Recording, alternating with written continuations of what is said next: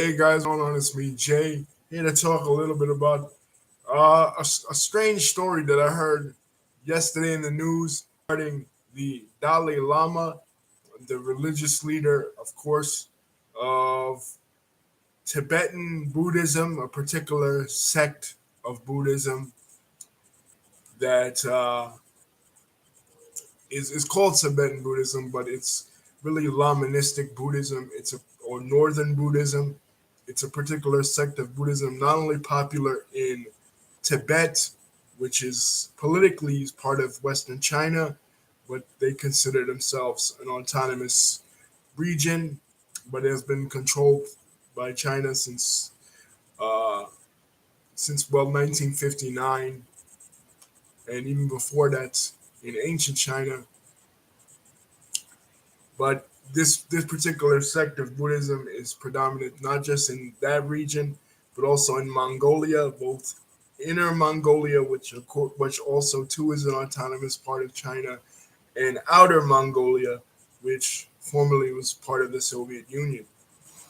Um, well, this particular Dalai Lama, which is basically like their Pope, their version of the Pope. Catholics have the Pope, and this particular sect of Buddhism has the Dalai Lama. Is not is accused of was seen in this particular video telling a child to suck his tongue. First, the child goes up to him, gives him a hug, right? Then he tells the child, "Okay, give me a kiss on the cheek." The child gives him a kiss on the cheek. He tells him to give him a kiss on the mouth. The child gives him a kiss on the mouth. Then he puts his tongue out, and Dalai Lama then proceeds to tell the child to suck his tongue.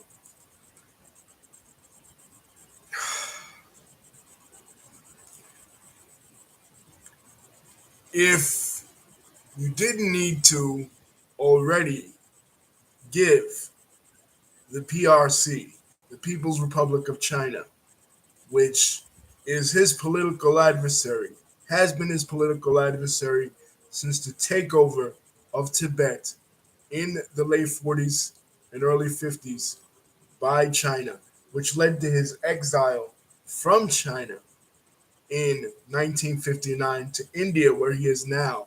He is now giving them more ammunition, the Communist Party of China, to one, never let him back into the country, and two, why he should have been exiled anyway.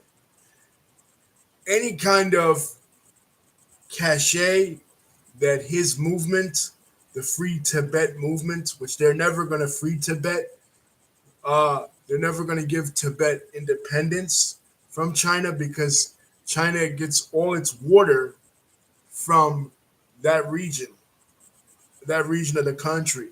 That is tremendously important for the natural resources of the Chinese economy. So basically, in the court of public opinion, now the Dalai Lama now looks like a complete pedophile and an evil motherfucker, just like uh, the late Pope, the one that just passed away, Pope Benedict XVI, when he covered up the child molestation cases with regards to the Catholic Church. And that's a shame because when it came to the Free Tibet movement, which the hip hop group the Beastie Boys was really behind in the 1980s, I remember we should talk about it a lot, the Free Tibet movement. Like when Brad Pitt came out with the movie 7 Years in Tibet, or Eddie Murphy came out with The Golden Child in '86, used to be in vogue politically uh, a lot, especially like I said in the '80s, because there was a lot of, just like there is now, a lot of political resistance against the Communist Party of China with the Tiananmen Square incident and everything. And when it came to the autonomous regions, the cultural minorities, ethnic minorities in China, there was a lot of backing of Tibet. You know what I mean? Because here's this guy who uh, was ruling this kingdom autonomously. They're an ethnic minority for centuries. He's the 14th Dalai Lama, and the other Dalai Lamas, the other 13th, have been ruling Tibet forever, basically as a theocracy. And he was forced out of his country after uh, Chairman Mao took over and after the communists took over and they outlawed all religions. So he goes to India and they basically give him an entire section of India to rule as a mini state because they feel sorry for him. And the West, of course, being that the West was not necessarily adversarial to China, but at least ideologically adversarial to China, in a sense that we didn't. I mean, we were trading partners with the Chinese. We opened relations with the Chinese, but of course, us being capitalist and uh, we weren't on the same ideological page as the Chinese. So a lot of Westerners, heard about the abuses by the Chinese Communist Party against the Tibetans and against Dalai Lama and his followers, and they sympathized with the Free Tibet movement and the Tibet independence movement, kind of like how they were doing in 2019-20 with the Uyghur stand, and the Nanjing province when it came out that the Chinese government was putting the Uyghurs in concentration camps. You know, when or the Rohingyas in Burma, when you see particular political or ethnic or religious minorities being abused egregiously, other people hear about it, and that creates sympathy in the public sphere for that particular group, like what happened in the 40s in India's independence movements in within the British public, or what happened in the 1960s with African Americans, or what's happening right now with the abuses against Palestinians. That's how um, in the West Bank and Gaza. That's how it was in the 80s when it came to Tibet. But we didn't really know or understand that when Tibet was free and autonomous in before the rise of communism in China, before they were exiled out, is that these Tibetan leaders had carte blanche to do whatever they want. They had freedom to do whatever they want, including abuse children. You know what I mean? Two wrongs don't make a right. Just because the Chinese government and the Chinese Communist government is wrong because they outlaw religion and they do what they do as far as persecuting religious and ethnic minorities with regards to the Tibetans. Don't make the Tibetan theocracy right. And see, that to me is the hypocrisy of the West. Is that we'll look at a country like Saudi Arabia, right? Or we'll look at a country like Iran, and we'll condemn theocracy when it comes to Iran or when it comes to, say, Brunei, right? Other, especially Islamic theocracy. We'll look at Islamic theocracies in the West and we'll condemn Islamic theocracies. We'll say Afghanistan is wrong because of how they treat women, or Iran is wrong because of how they treat women, or Saudi Arabia is wrong, or Brunei is wrong. But we won't look at other religions that are run like theocracies like uh, Tibet and say they're wrong. You know what I mean?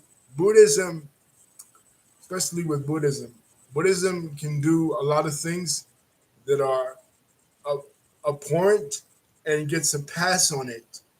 As if other religions, specifically Islam, did those exact. Because think about it. If you saw, and there are videos out there, if you saw a mullah or an ayatollah from Iran or a sheikh from Saudi Arabia kissing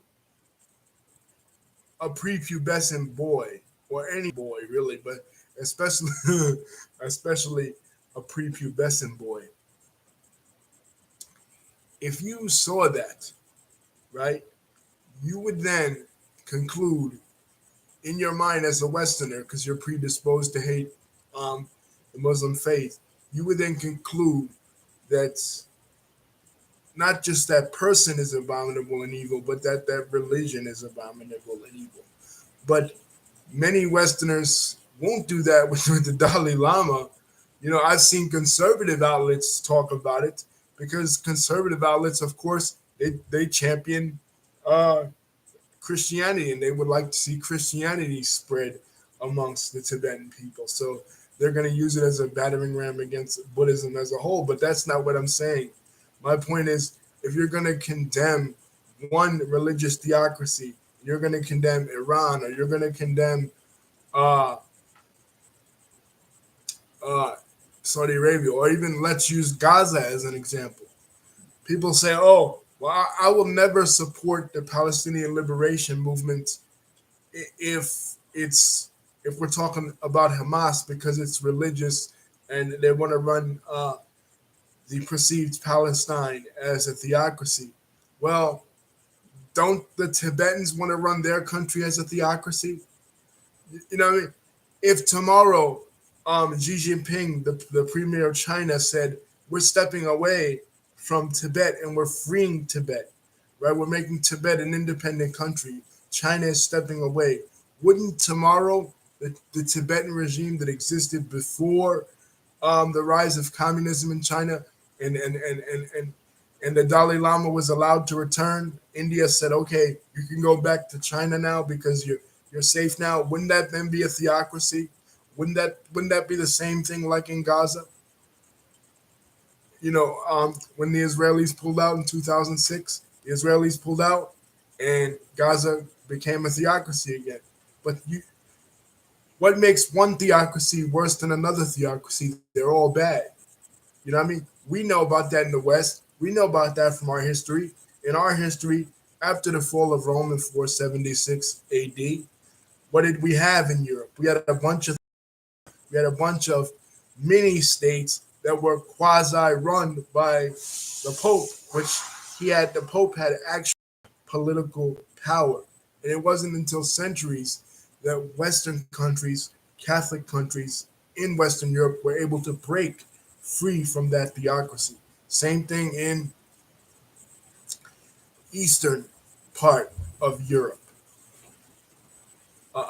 Theocracies. It wasn't until the Russian Revolution in 1917 and the ultimate establishment of the Soviet Union in 1922 that religious theocracy was broken in Eastern Europe. And in the West, that came about as a result of the Reformation and the Renaissance and later the Enlightenment. So we in the West know the dangers of theocracy. I thought that's why we oppose it in places like Saudi Arabia and in places like Iran and in places like Tibet. But then you seem to always give Tibet a free pass because they're an oppressed people. That can't be the reason because you don't give the Palestinians a pass. When the Palestinians vote in democratically to establish a theocracy with Hamas, you say that's evil. But when the Tibetans have a theocracy with the Dalai Lama, you give that a pass. That I don't get. You could say, well, Buddhism is a pacifist religion and Islam isn't. Buddhism doesn't actively attack the West. But I mean, look at this. Look at this incident. I mean, you think the 14th Dalai Lama, this Dalai Lama is the first Dalai Lama to commit sexual atrocities against children and against innocent people? I'm sure he isn't because, like I said, before China stepped in, before the rise of communism, this Tibetan kingdom was given complete carte blanche. Not only not only rule over Tibet, but also rule over Mongolia. This was established. This kingdom, their autonomy, their rule was established in the 13th century by the Yuan Emperor Kublai Khan. And another thing to bring up, another dimension that this is not touching on, the particular sect of Buddhism that he follows is, like I said, it's the Vajrayana sect. It's a sect of Mahayana Buddhism. It's like again, Buddhism is split into two branches: the Theravada sect and the Mahayana sect. But in this sect, it also incorporates what they call tantric Buddhism, secret, an esoteric or a mystical sect of Buddhism, akin to like what Kabbalah is in Judaism, or Gnosticism in Christianity, or Sufism in Islam.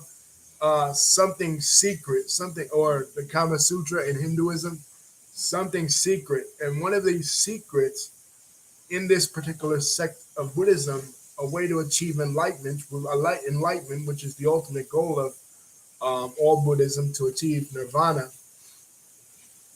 not the 1990s grunge band, but the religious concept, um, uh, is is through the senses. So it's very sexual. So um, it has other sects of Buddhism engage in sexual denial. Denying themselves of sex, denying themselves of desire, because that's the ultimate goal of Buddhism, to achieve nirvana. And the way they do that is to deny desire, because the philosophy of Buddhism, the presupposition of Buddhism, is that life is suffering, life is dukkha, what they call in Pali, the language of Buddhism, they call dukkha, right? So in order to achieve nirvana, you have to deny yourself pleasures. And other sects of Buddhism, Buddhist monks and Buddhist nuns, they engage in that self-denial. But in this particular sect of Buddhism, they embrace sexuality. They believe that they can achieve nirvana through the stimulation of the senses, kissing, having sex, and all that. So I believe this is related to this, because they, in Rebel News, Gavin McGinnis channel, Faith Goldie, Gavin McGinnis, and all them. They went around to a Tibetan neighborhood in Toronto, right, interviewing the Tibetan community about this, and there were a lot of apologists in the Tibetan community regarding him, regarding his behavior. So they might have seen this with other Buddhist clergy, that they go to the temple with, and they might have excused it. You know what I mean? But my point is,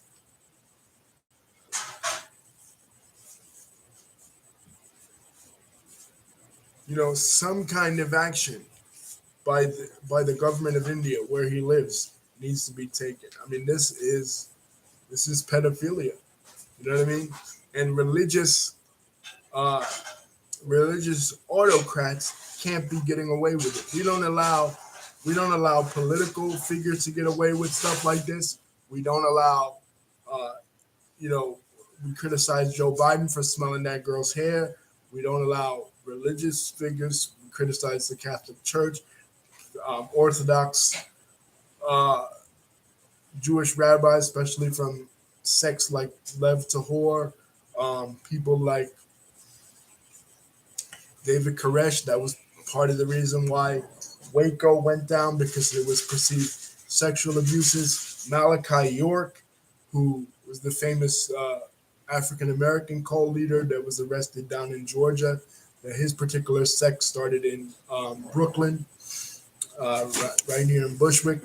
Uh, we don't allow any of that.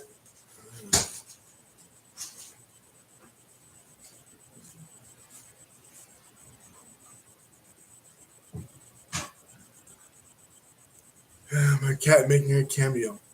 Uh, we don't allow any of that in other religious communities. We completely shut that down, especially when it comes to the United States. So it should be the same exact thing when it comes to uh, this person. He shouldn't be held high on a pedestal and viewed as some kind of religious / political figure, because what did he really do? You know what I mean? Did he in any way resist uh,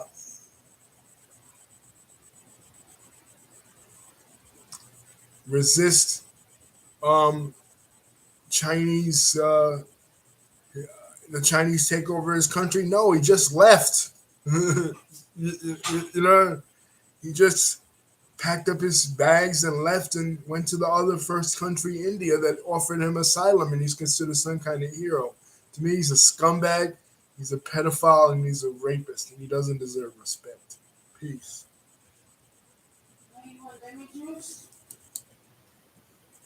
Yeah.